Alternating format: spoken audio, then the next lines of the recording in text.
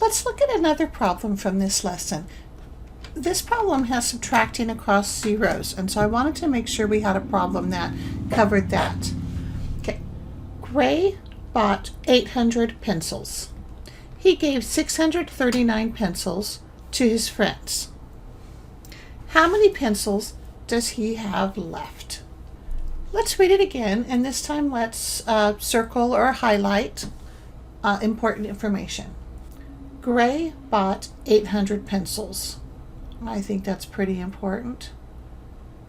800 pencils. He gave 639 pencils to his friend. 639 pencils to his friends. How many pencils does he have left? How many pencils does he have left? Notice that it doesn't say how many pencils did he start with. It says how many pencils does he have left. So Gray, I'm going to put Gray. I'm just going to put, I'll just write his name.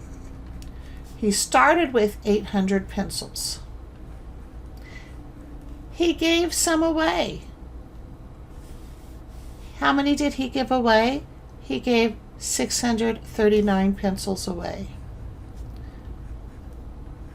And he gave them to his friends. So he started with this many. He gave some away. He started with 800 and he gave some away. How many does he have left? He doesn't have 800 anymore, and we're not adding the 639 because that was part of the 800. He had 800, he gave away 639. So this is a subtraction problem, and it's a subtraction problem across zeros. I am going to rewrite this problem to give us some room to subtract. On your paper, I wouldn't erase that. You just want to make sure you have room to work. Gray, 800, friends, 639. I just wanted to have some room up here.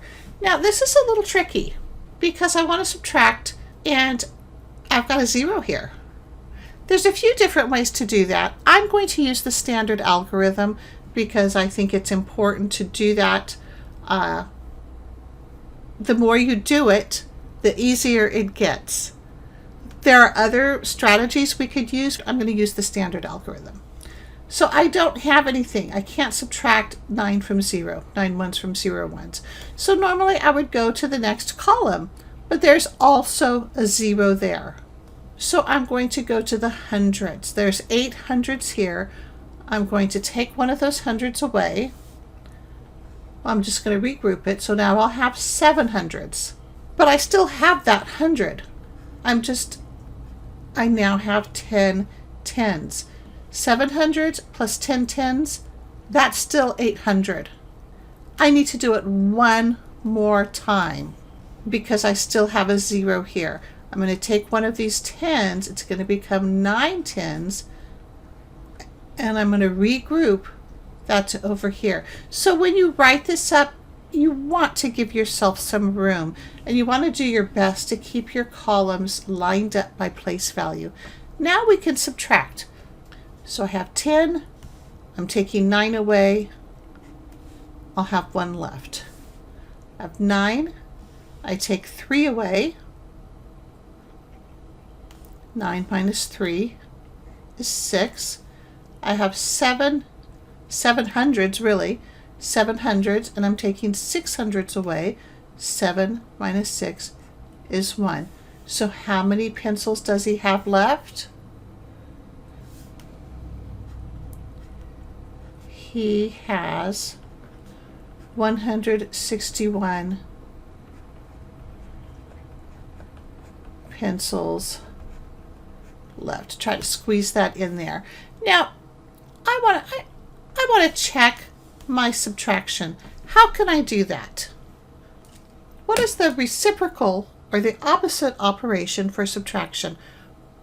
It's addition. So I should be able to add these two numbers up and get my 800. Let's try that.